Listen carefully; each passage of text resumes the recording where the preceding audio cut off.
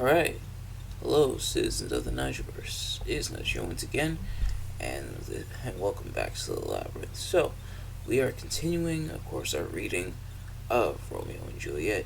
And sorry if my voice sounds a little heavy, I actually just woke up. But we are now in Act 4 here. So, if you remember from last time and in the last act, a lot of stuff went down. Already trouble in paradise between our two star-crossed lovers as Tybalt killed Mercutio, Romeo's friend, so Romeo killed Tybalt, and Romeo is now banished, which already puts kind of a strain on he and Juliet's relationship, than the fact that he essentially killed her cousin, and Juliet is now being forced to marry County Paris, and she's not too happy about that. But how will these two's relationship progress? Yes, and how will Paris fall into the mix? Let's find out. So, we have scene one here, and the synopsis of this scene is that Paris is talking with Friar Lawrence about the coming wedding when Juliet arrives. After Paris leaves, she threatens suicide if Friar Lawrence cannot save her from marrying Paris. Friar Lawrence gives her a potion that will make her appear as if dead the morning of the wedding.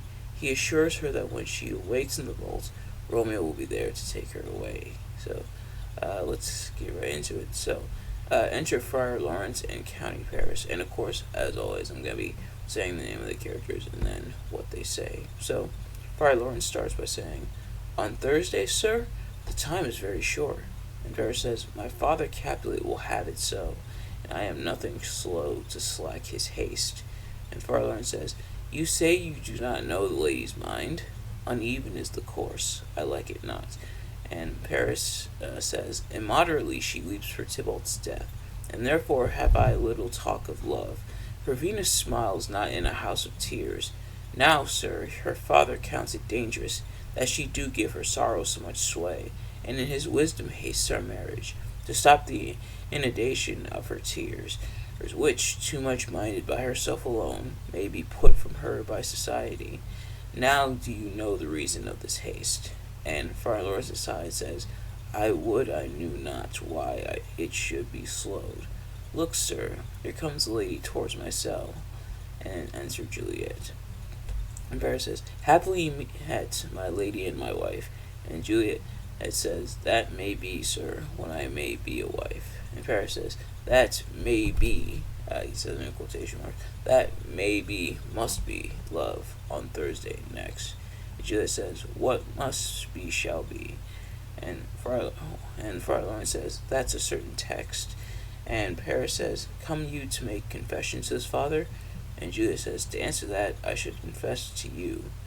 And Paris says, "Do not deny to him that you love me." And Juliet says, "I will confess to you that I love him." And Paris says, "So will you, I am sure, that you love me." And Juliet says, "If I do so, it will be of more price, being spoke behind your back than to your face." And Paris says, "Poor soul, thy face is much abused with tears." And Juliet says, "The tears have got small victory by that, for it was bad enough before their spite." And Paris says, "Thou wrongest it more than tears with that report." And Juliet says, "That is no slander, sir, which is the truth. And what I spake it to my face." And Paris says, "Thy face is mine, and thou hast slandered it." And Juliet says, "It may be so, for it is not mine own.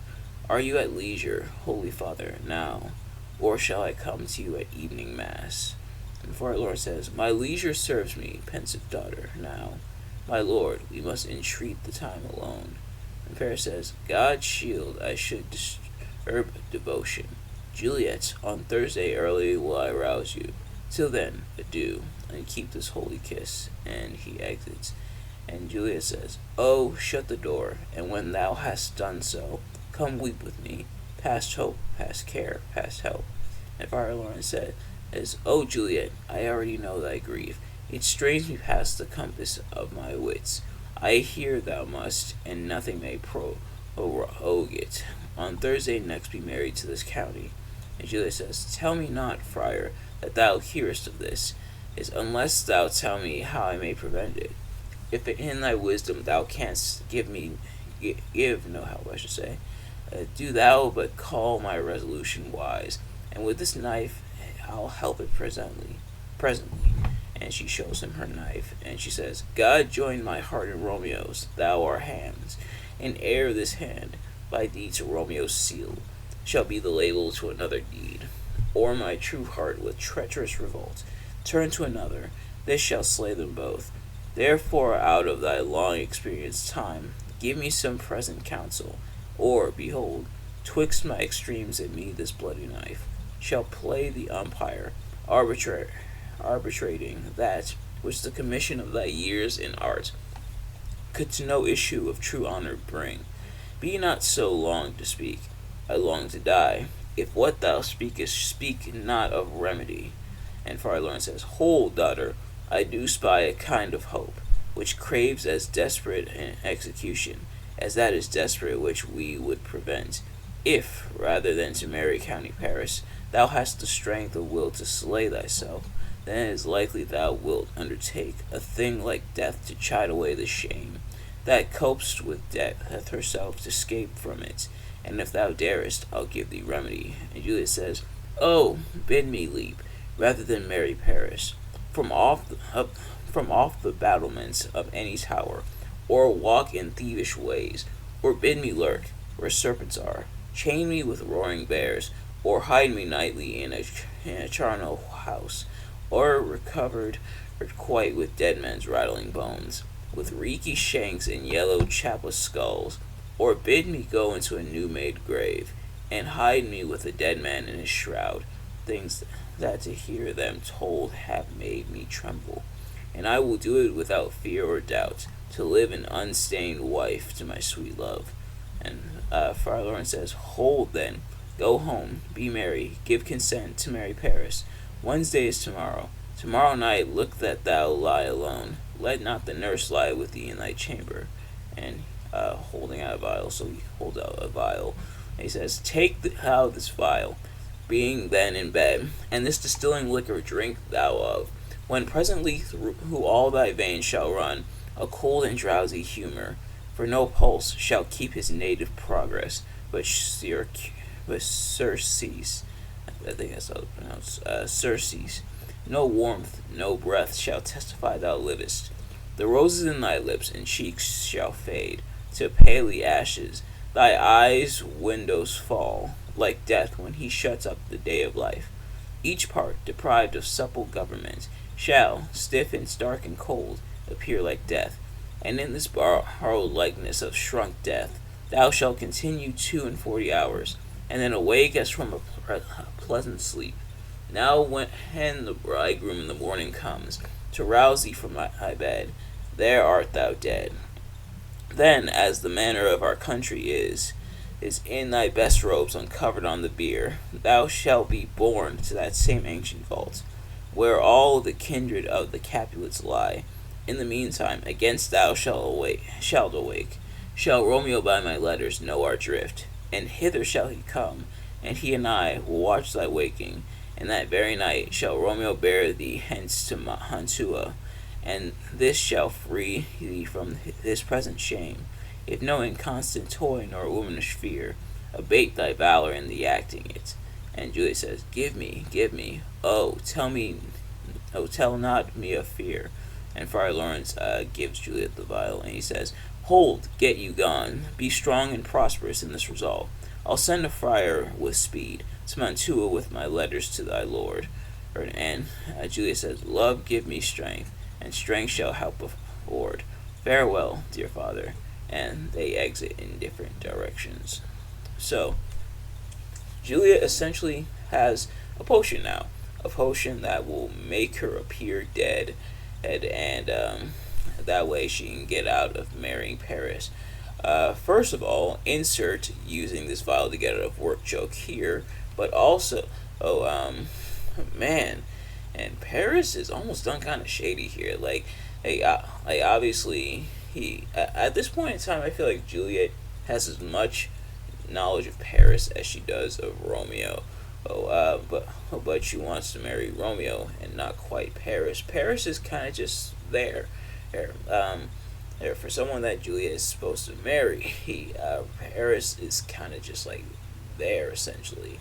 And he's almost not what I would consider villainous, but nevertheless, it's obviously he can't find out about Romeo and Juliet's relationship because then he's gonna tell Sir Capulet, and then things are really gonna be bad. But Juliet essentially going to fake her death. She's gonna do her best Metro Man impression, so Juliet is essentially going to fake as if she's dead for now. Pretty much, the plan's gonna be told to Romeo, and then they're gonna go from there. Romeo's then gonna take her off, and they're gonna live happily ever after this. Let's see how it works out. So let's move on now to scene 2. And the synopsis of this is that Capulet, and that being Sir Capulet, energetically directs preparations for the wedding. When Juliet returns from Friar Lawrence and pretends to have learned obedience, Capulet is so delighted that he moves the wedding up to the next day and goes off to tell Paris the new date. So enter Father Capulet's mother, nurse, and serving men, 2 or 3. And then Capulet says, "So many guests invite as here are writ." 1 or 2 of the serving men exit with Capulet's list. And Sirrah, go hire me 20 cunning cooks. And the serving man says, "You shall have none ill, sir, for I'll try if they can lick their fingers." And Capulet says, "How canst thou try them so?" And the serving man says, "Marry, sir, 'tis an ill cook that cannot lick his own fingers. Therefore he that cannot lick his fingers goes not with me." And Capulet says, "Go, be gone." And the serving man exits. And then he continues saying, "We shall be much unfurnished for this time. What, is my daughter gone to Friar Lawrence?" And the nurse says, "Aye, forsooth." And Capulet says, "Well, he may chance to do some good on her. A peevish, self-willed harlotry it is." And then enter Juliet. And the nurse says, "See where she comes from shrift with merry look." And Capulet says, "How now, my headstrong? Where have you been hating or gadding?" It might be one of the two. I'm going to stick with gating for now. "How now, my headstrong? Where have you been gating?" And Juliet says, "Where I have learned me to repent the sin of disobedient opposition to you and your behests, and am enjoined by holy Lawrence to fall prostrate here." And she kneeling, "To beg your pardon, I beseech you. Henceforward I am ever ruled by you." And Capulet says, "Send for the county. Go tell him of this. I'll have this knot knit up tomorrow morning." And Juliet says, "I met the youthful lord at Lawrence's cell, and gave him what becomed love I might, not stepping o'er the bounds of modesty." And Capulet says, "Why, I am glad on it. This is well. Stand up." And Juliet rises. He says, "This, as it should be. Let me see the county. Aye, Mary, go, I say, and fetch him hither. Now, afore God, this reverend holy friar, all our whole city is much bound to him." And Juliet says, "Nurse, will you go with me into my closet? Tell me sort such needful ornaments as you think fit to furnish me tomorrow." And Lady Capulet says, "No, not till Thursday. There is time enough." And Capulet says, "Go, nurse, go with her. We'll to church tomorrow." And Juliet and the nurse exit. And Lady Capulet says, "We shall be short in our provision. 'Tis now near night." And Capulet says, "Tush, I will stir about, and all things shall be well. I warrant thee, wife. Go thou to Juliet. Help to deck up her. I'll not to bed tonight. Let me alone. I'll play the housewife for this once. What ho! The hair all forth. Well, I will walk myself to County Paris to prepare up him against tomorrow.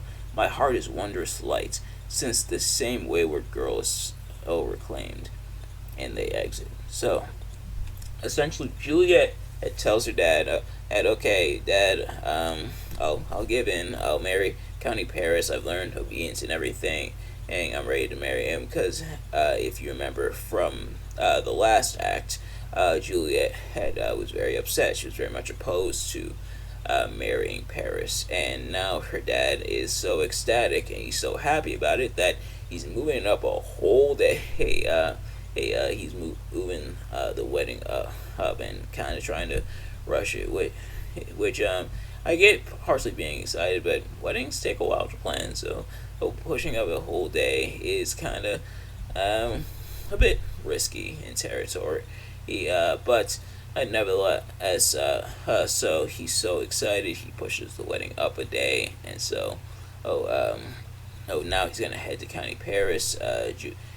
Juliet is gonna get her preparations done, and essentially the Capulets are preparing for the wedding, the big day, at least in theory, on the part of Juliet. Of course, because she still has the vial, which she will use to fake her death. But now we move in to scene 3, and it says Juliet sends the nurse away for the night. Hey, this is the synopsis. Juliet sends the nurse away for the night. After facing her terror at the prospect of awaking in her family's burial vault, Juliet drinks the potion that Friar Lawrence has given her. And enter Juliet and nurse. And Juliet says, "Aye, those attires are best. But, gentle nurse, I pray thee leave me to myself tonight, for I have need of many orisons, to move the heavens to smile upon my state, which, well thou knowest, is cross and full of sin."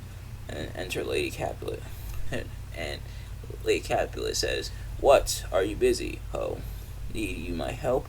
And Juliet says, "No, madam, we have culled such necessaries as are behooveful for our state tomorrow.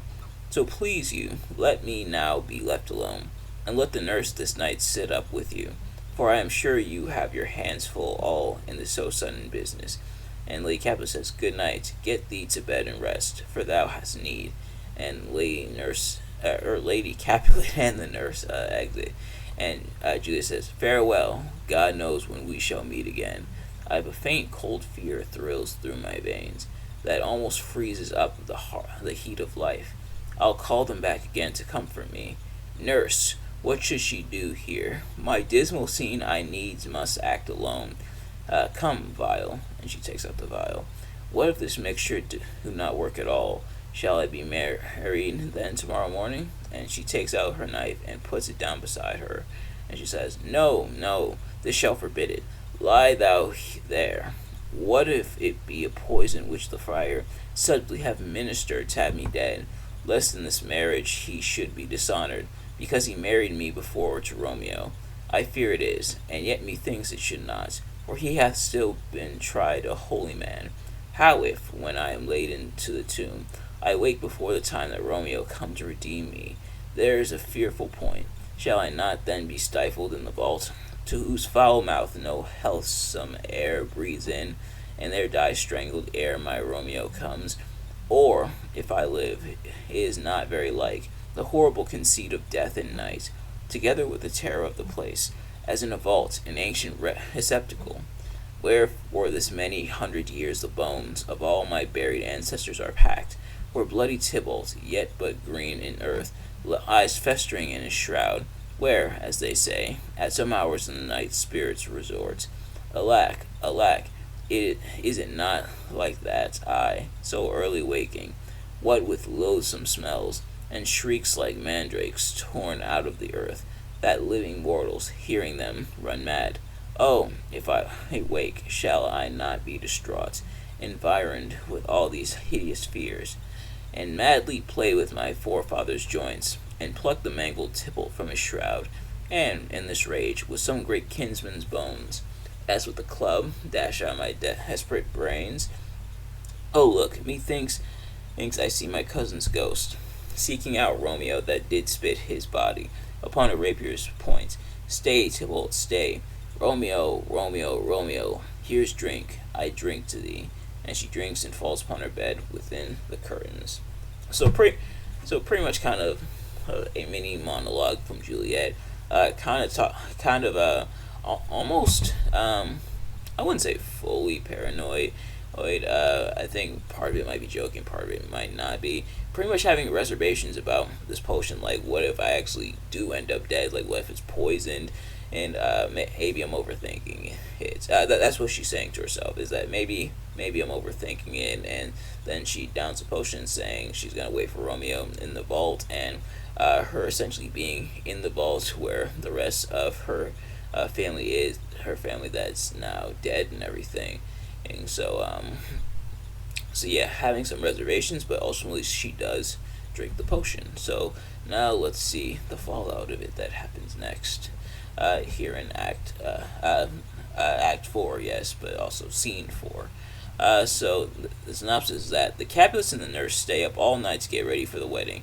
Capulet, hearing Paris approach with musicians, orders the nurse to wake Juliet, and enter Lady Capulet and nurse. And Lady Capulet says, "Hold, take these keys and fetch more spices, nurse." And nurse says, "They call for dates and quinces in the pastry." And enter old Capulet. And Capulet says, "Come, stir, stir, stir. The second cock hath crowed. The curfew bell hath rung. 'Tis 3 o'clock. Look to the baked meats, good Angelica. Spare not for cost." And the nurse says, "Go, you cot queen. Go. Get you to bed. Faith, you'll be sick tomorrow for this night's watching." And Capulet says, "No, not a whit. What, I have watched ere now all night for lesser cause, and ne'er been sick." And Lady Capulet says, "Aye, you have been a mouse hunt in your time, but I will watch you from such watching now." And then Lady Capulet and the nurse exit. And Capulet says, "A jealous hood, a jealous hood." And then enter 3 or 4 serving men with spits and logs and baskets. That's, "Now, fellow, what is there?"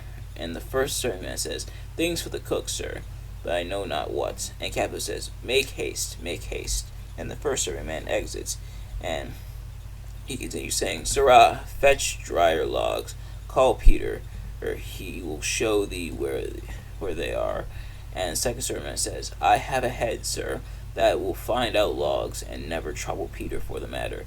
And the Capulet says, "Mass, and well said. A merry whoreson, ha! A merry whoreson, I should say, ha! Thou shalt be loggerhead." And the second serving man exits. And Capulet continues saying, "Good faith today. The county will be here with music straight." And says, "Play music." And Capulet continues saying, "For so he said he would. I hear him near. Nurse, wife, what ho? What, nurse, I say." And enter nurse. And Capulet continues saying, "Go waken Juliet. Go and trim her up. I'll go and chat with Paris. Hi, make haste, make haste. The bridegroom, he has come already. Make haste, I say." And he exits.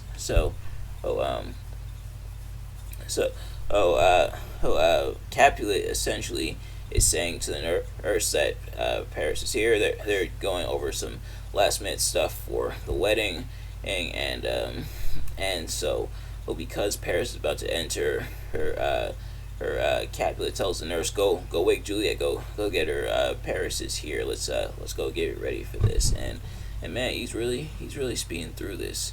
This is a play a lot about rushing, as we've seen here, not just from our 2 star-crossed lovers, but also from the Capulet family when it comes to Juliet being married. But let's see how things play out, and if Juliet will actually wake. And I think you kind of already know the answer to that one based off the previous scene. With Scene 5 here. So the synopsis is here for this is: the nurse finds Juliet in the death-like trance caused by the friar's potion and announces Juliet's death. Juliet's parents in Paris join the nurse in lamentation. And Friar Lawrence interrupts them and begins to arrange Juliet's funeral. The scene closes with an exchange of wordplay between Capulet's servant Peter and Paris's musicians. And the nurse approaching approaching Juliet's bed, says, "Mistress, what, mistress? Juliet, fast, I warrant her she. Why, lamb, why, lady, fie, you slugabed, why, love, I say, madam, sweetheart, why, bride? What, not a word? You take your pennyworths now, sleep for a week, for the next night, I warrant, the county Paris hath set up his rest, that you shall rest but little. God forgive me, Mary and amen. How sound is she asleep? I needs must wake her. Madam, madam, madam, aye, let the county take you in your bed. He'll fright you up, I faith. Will it not be?" and she opens the bed's curtains, and he says, "What? Dressed and in your clothes, and down again? And I must needs wake you, lady, lady, lady. Alas, alas! Help, help! My lady's dead. Oh, where a day that ever I was born. Some aqua vitae. Ho, my lord, my lady," and enter Lady Capulet. And Lady Capulet says, "What noise is here?" And nurse says, "Oh, lamentable day." And Lady Capulet says, "What is the matter?" And nurse says, "Look, look, oh heavy day." And Lady Capulet says, "Oh me, my child, my only life. Revive, look up, or I will die with thee. Help, help, call help." And enter Capulet. And Capulet says, "For shame, bring Juliet forth, her lord is come." And nurse says, "She's dead, deceased, she's dead, alack the day." And Lady Capulet says, "Alack the day, she's dead, she's dead, she's dead." And Capulet says, "Ah, ha, let me see her. Out, alas, she's cold. Her blood is settled, and her joints are stiff. Life and these lips have long been separated. Death lies on her like an untimely frost upon the sweetest flower of all the field." And the nurse says, "Oh, lamentable day." And Lady Capulet says, "Oh, woeful time." And Capulet says, "Death, that hath ta'en her hence to make me wail, ties with my tongue and will not let me speak." And then enter Friar Lawrence and the county parish with musicians. And Friar Lawrence says, "Come, is the bride ready to go to church?" And Capulet says, "Ready to go, but never to return. O son, the night before thy wedding day hath death lain with thy wife. There she lies, a flower as she was, deflowered by him. Death is my son-in-law, death is my heir. My daughter he hath wedded, I will die, and leave him all. Life, living, all is death's." And Paris says, "Have I thought long to see this morning's face? And doth it give me such a sight as this?" And Lady Capulet says, "Accursed, unhappy, wretched, hateful day, most miserable hour that e'er time saw, in lasting labor of his pilgrimage. But one poor and loving child, but one thing to rejoice and solace in, and cruel death hath catched it from my sight." And nurse says, "Oh woe, oh woeful, woeful, woeful day, most lamentable day, most woeful day, that ever I did yet behold. O day, O day, O hateful day, never was seen so black a day as this. O woeful day, O woeful day." And Paris says, "Beguiled, divorced, wronged, spited, slain, most detestable death, by thee beguiled, by cruelty quite overthrown. O love, O life, not life, but love in death." And Capulet says, "Despised, distressed, hated, martyred, killed, uncomfortable time, why camest thou now to murder our solemnity? I think it's supposed to pronounce it. That word tripped me up last time as well. But to murder our solemnity, solemnity. Yeah, I think I'll just go with solemnity for now. O child, my soul and not my child, dead art thou. Alack, my child is dead, and with my child my joys are buried." And Friar Lawrence says, "Peace, ho, for shame, confusion's cure lies is not, or confusion's cure lives not in these confusions. Heaven and yourself had part in this fair maid, now heaven hath all, and all the better is it for the maid. Your part in her you could not keep from death, but heaven keeps his part in eternal life. The most you sought was her promotion, for 'twas as your heaven she should be advanced. And weep you now, seeing she is advanced above the clouds, as high as heaven itself? Oh, in this love you love your child so ill, that you run mad, seeing that she is well. She's not well married that lives married long, but she's best married that dies married young. Dry up your tears, and stick your rosemary on this fair course, and as the custom is, in her best array, bear her to church, for thou fond nature bids us all lament. Yet nature's tears are reason's merriment." And Capulet says, "All things that we ordained festival turn from their office to black funeral, our instruments to melancholy bells, our wedding cheer to a sad burial feast, or our solemn hymns to sullen dirges change, our bridal flowers serve for a buried corse, and all things change them to the contrary. And Friar Lawrence says, "Sir, go you in, and Madam, go with him. And go, Sir Paris, everyone prepare to follow this fair course unto her grave. The heavens do lower upon you for some ill. Move them no more by crossing their high will." And all but the nurse and the musicians exit. And the first musician says, "Faith, we may put up our pipes and be gone." And the nurse says, "Honest good fellows, put up, for well you know this is a pitiful case." And the first musician says, "Aye, by my troth, the case may be amended." And the nurse exits. And enter Peter. And Peter says, "Musicians, oh musicians, heart's ease, heart's ease. Oh, and you will have me live, play heart's ease." And the first musician says, "Why heart's ease?" And Peter says, "Oh, musicians, because my heart itself plays, my heart is full. Oh, play me some merry dump to comfort me." And the first musician says, "Not a dump, we. 'Tis no time to play now." Oh, and Peter says, "You will not then?" And the first musician says, "No." And then Peter says, "I will then give it to you soundly." And the first musician says, "What will you give us?" And Peter says, "No money, on my faith, but the gleek. I will give you the minstrel." And the first musician says, "Then I will give you the serving creature." And Peter says, "Then I will lay the serving creature's dagger on your pate. I will carry no crochets. I'll ree you. I'll fa you. Do you note me?" And first musician says, and you ree us and fa us. You note us." And the second musician says, "Pray you, put up your dagger and put out your wits." And Peter says, "Then have at you with my wit. I will dry beat you with an iron wit, and put up my iron dagger. Answer me like men."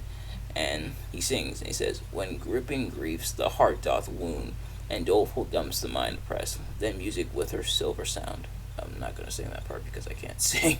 And Peter says, "Why silver sound? Why music with her silver sound? What say you, Simon Cadling?" And first musician says, "Marry, sir, because silver hath a sweet sound." And Peter says, "Prates. What say you, Hugh Rebick?" And second musician says, "I say silver sound, because musicians sound for silver." And Peter says, "Prates too. What say you, James Soundpost?" And the third musician says, "Faith, I know not what to say." And Peter says, "Oh, I cry you mercy. You are the singer. I will say for you, it is music with her silver sound, because musicians have no gold for sounding." And then he sings again, and he says, "Then music with her silver sound, with speedy help doth lend redress." And he exits. And the first musician says, "What a pestilent knave is this same, I should say." And the second musician says, "Hang him, Jack. Come, we'll in here, tarry for the mourners, and stay dinner." And they exit. Excuse me. So, Juliet is dead, quote unquote. So she took the potion, and her parents and the nurse and Paris and everything, they all find her dead. So now she's gonna be transported off to the morgue, where theoretically she will be found by Romeo, and he's gonna take her, and they're gonna live happily ever after. Let's see how that works out for them. But we'll have to check that out next time. But in the meantime, thank you all so much for watching. I hope you enjoyed. A bit shorter than the other acts so far, but